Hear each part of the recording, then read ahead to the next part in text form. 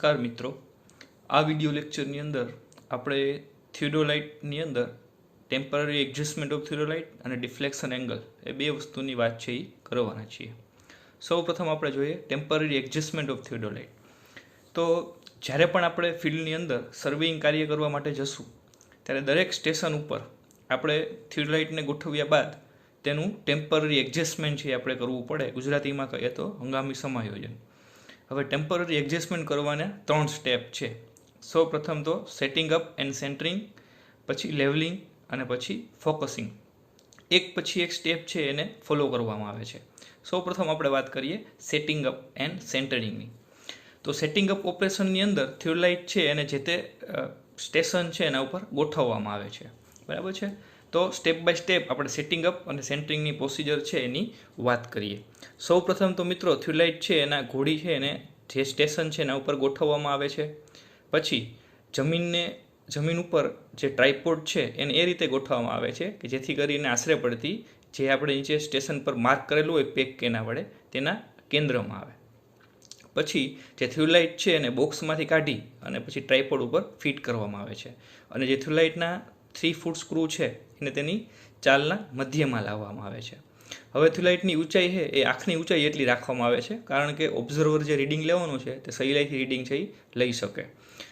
હવે થિયોડોલાઇટ જે છે એની અંદરની જે ધરી છે બરાબર, ત્યાં આપણે ટ્રાયપોડ નીચેથી ત્યાં ઓળંબો છે એટલે કે પ્લમ બોબ નીચે લટકાવવામાં આવે છે.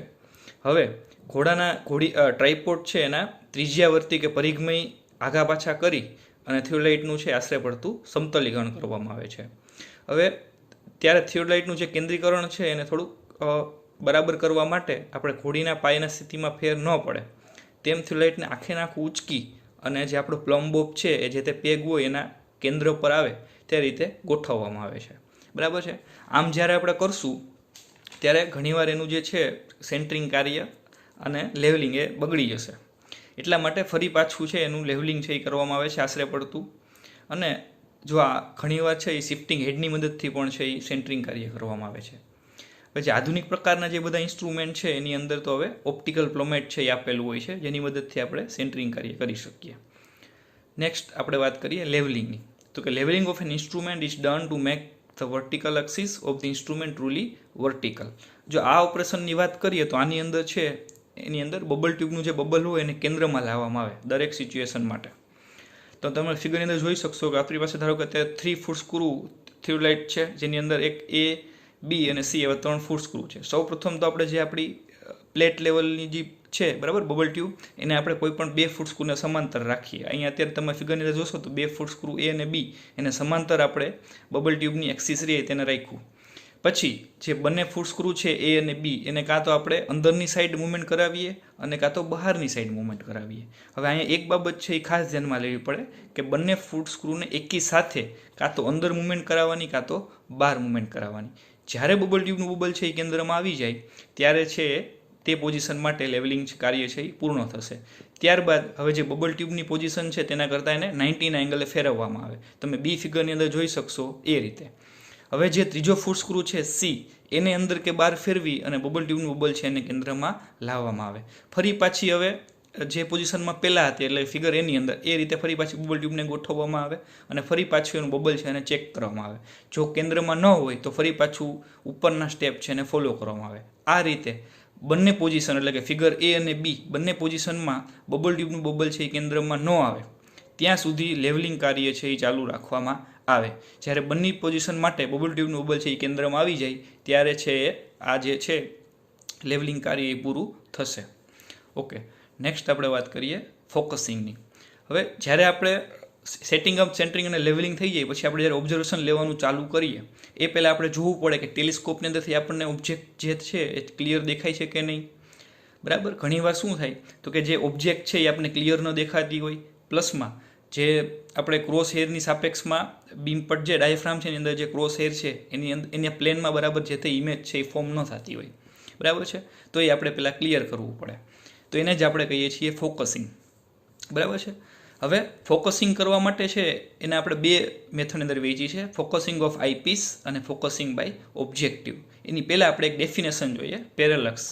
તો પેરેલક્સ કેને કહેવાય તો કે જો આપણે ઓબ્જેક્ટિવ અને આઈપીસ નું ફોકસિંગ બરાબર ન થયું હોય તો ટેલિસ્કોપ વડે જે આપણે ઓબ્જેક્ટ જોઈએ તેનું જે પ્રતિબિંબ છે એ આપણને ઝાંખું દેખાય, અને એની સાથે સાથે જે બીમપટના આડા તાર છે એની અંદર પણ આપણે જે તે વસ્તુનું પ્રતિબિંબ હોય એ સમતલમાં હોતું નથી. આ જે સિચ્યુએશન છે એને આપણે કહીએ છીએ પેરેલેક્સ. તો આ પેરેલેક્સ દૂર કરવાની આપણને બે મેથડ છે, focusing of eyepiece and focusing of objective. સૌપ્રથમ આપણે વાત કરીએ ફોકસિંગ ઓફ આઈપીસની. તો ફોકસિંગ ઓફ આઈપીસની અંદર સૌપ્રથમ તો પેલા ટેલિસ્કોપ છે એને કાં તો આકાશ તરફ અથવા એની આગળ છે એ વ્હાઇટ પેપર રાખી દેવામાં આવે, પછી આઈપીસ છે એને મૂવ કરવામાં આવે.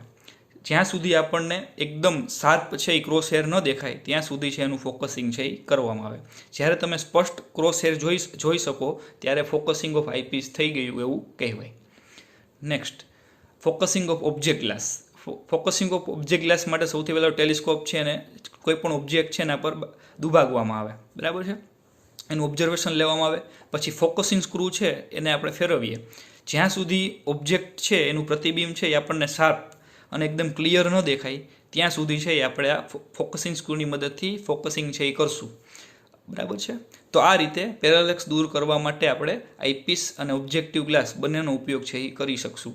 ક્રોસ હેર છે એને ક્લિયર કરવા માટે આપણે આઈપીસની મદદથી કરી શકીએ, અને જે તે વસ્તુ છે એનું પ્રતિબિંબ ક્લિયર કરવા માટે આપણે ઓબ્જેક્ટ ગ્લાસનું ફોકસિંગ છે એ કરી શકીએ. ઓકે, નેક્સ્ટ આપણે વાત કરવાના છીએ ડિફ્લેક્શન એંગલની. પહેલાં તો ડિફ્લેક્શન એંગલ કેને કહેવાય?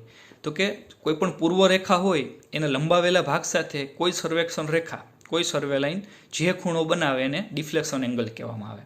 હવે જો ડિફ્લેક્શન એંગલ છે એ ક્લોકવાઇઝ ડાયરેક્શનમાં માપવામાં આવે, જે પૂર્વ રેખાના લંબાવેલા ભાગથી ક્લોકવાઇઝ જો માપવામાં આવે તો એને કહેવાય છે રાઇટ ડિફ્લેક્શન એંગલ, અને જો એન્ટી ક્લોકવાઇઝ માપવામાં આવે તો એને કહેવામાં આવે છે લેફ્ટ ડિફ્લેક્શન એંગલ. તો આ થઈ ડિફ્લેક્શન એંગલ, એટલે કે પૂર્વ રેખાના લંબાવેલા ભાગ સાથે કોઈપણ સર્વેક્ષણ રેખા જે ખૂણો બનાવે એને આપણે કહીએ છીએ ડિફ્લેક્શન એંગલ. એના બે પ્રકાર છે, રાઇટ ડિફ્લેક્શન એંગલ અને લેફ્ટ ડિફ્લેક્શન એંગલ. ક્લોકવાઇઝ હોય તો રાઇટ ડિફ્લેક્શન એંગલ અને એન્ટી ક્લોકવાઇઝ હોય તો લેફ્ટ ડિફ્લેક્શન એંગલ. ઓકે, હવે આપણે એને કઈ રીતે મેઝર થાય એની પ્રોસિજર વિશે વાત કરીએ. ઓકે, તો ફિગરને તમે જોઈ શકો, એક PQ અને QR બંને રેખા છે, બરાબર છે. તો આપણે સૌ પ્રથમ તો Q છે એની ઉપર આપણું થિયોડાઇટ છે એને રાખી અને એનું સેન્ટરિંગ અને લેવલિંગ કાર્ય કરશું. પછી વર્નિયર રેપ પર 0 આવે એ રીતે બંને પ્લેટ છે એને રાખી અને પછી એને ક્લેમ્પ્ડ કરી દેશું. પછી શું કરશું તો કે હવે નીચલી પ્લેટ જે છે એનો સ્ક્રૂ છે એ ખોલી નાખશું, બરાબર છે, અને P ઉપર પશ્વાવલોકન લેશું, બરાબર છે. પશ્વાવલોકન લેવાઈ જાય પછી આપણે નીચલી પ્લેટનો સ્ક્રૂ છે એ પણ બંધ કરી દઈશું. નેક્સ્ટ, હવે ટેલિસ્કોપ છે એની દ્રષ્ટિરેખા પહેલાં Q થી P તરફ હશે. હવે આપણે એને ટ્રાન્ઝિટિંગ કરશું ટેલિસ્કોપનું, અને દ્રષ્ટિરેખા P થી Q તરફ આવે તે રીતે રાખી દઈશું. હવે આપણે થિયોડાઇટનો જે અપર પ્લેટનો સ્ક્રૂ છે એ ખોલી નાખશું અને ટેલિસ્કોપને ઘડિયાળના કાંટાની દિશામાં બિંદુ R તરફ, ફિગરમાં તમે જોઈ શકશો R બિંદુ, તે તરફ ફેરવશું, બરાબર છે, અને અપર પ્લેટ સ્ક્રૂ છે એ બંધ કરી દેશું. હવે બંને જે વર્નિયર છે A અને B એ બેનું આપણે સરેરાશ લેશું એટલે આપણને ડિફ્લેક્શન એંગલની વેલ્યુ મળી જશે. આ જે એકવાર જ્યારે ફેસ લેફ્ટમાં મપાઈ જાય પછી ફરી પાછું આપણે આ છે એ ફેસ રાઇટની અંદર ફરી પાછી પ્રોસિજર કરીએ, બરાબર છે, જ્યારે એકદમ આપણે ચોકસાઈની જરૂર હોય ત્યારે. તો આ વાત થઈ મેઝરમેન્ટ ઓફ ડિફ્લેક્શન એંગલ. ફરી પાછા જો આપણે સ્ટેપ રિપીટ કરીએ તો સૌથી પહેલાં આપણે શું કર્યું તો કે Q ઉપર થિયોડાઇટને રાખ્યું, એનું સેન્ટરિંગ અને લેવલિંગ કર્યું. પછી બંને પ્લેટને છે એડજસ્ટમેન્ટ કરી અને વર્નિયર A ઉપર 0 છે એ માર્કિંગ ગોઠવું. પછી બંને પ્લેટ છે એને ક્લેમ્પ કરી દીધી. પછી નીચલું પ્લેટનો જે સ્ક્રૂ છે, બરાબર છે, લોઅર પ્લેટનો સ્ક્રૂ એને ખોલી થિયોડાઇટનું ટેલિસ્કોપ છે એને P તરફ તાક્યું. P બરાબર દુભાગાઈ જાય પછી ફરી પાછું નીચલો પ્લેટનો સ્ક્રૂ બંધ કરી અને આપણે ટેલિસ્કોપનું ટ્રાન્ઝિટિંગ કર્યું. પછી આપણે શું કર્યું તો કે અપર પ્લેટનો સ્ક્રૂ એ ખોલી નાખ્યો અને ટેલિસ્કોપને R તરફ ફેરવું. R બરાબર દુભાગાઈ જાય એટલે આપણે અપર પ્લેટનો સ્ક્રૂ પણ બંધ કરી દીધો, બરાબર છે. હવે બંને વર્નિયરના રીડિંગ લ્યો અને બેનો તફાવત કાઢીએ એટલે આપણે મળી જાય ડિફ્લેક્શન એંગલ, બરાબર છે. અને આ જ રીતે ફરી પાછું ફેસ રાઇટમાં, એટલે કે ટેલિસ્કોપ ઇન્વર્ટેડ પોઝિશનમાં પણ આપણે જો ફોલો કરીએ ઉપરની પ્રોસિજર તો, અને પછી ફેસ લેફ્ટ અને ફેસ રાઇટ બંનેનું આપણે સરેરાશ લઈ, એવરેજ લઈ અને વધારે ચોકસાઈપૂર્વક છે ડિફ્લેક્શન એંગલ માપી શકીએ. Thank you.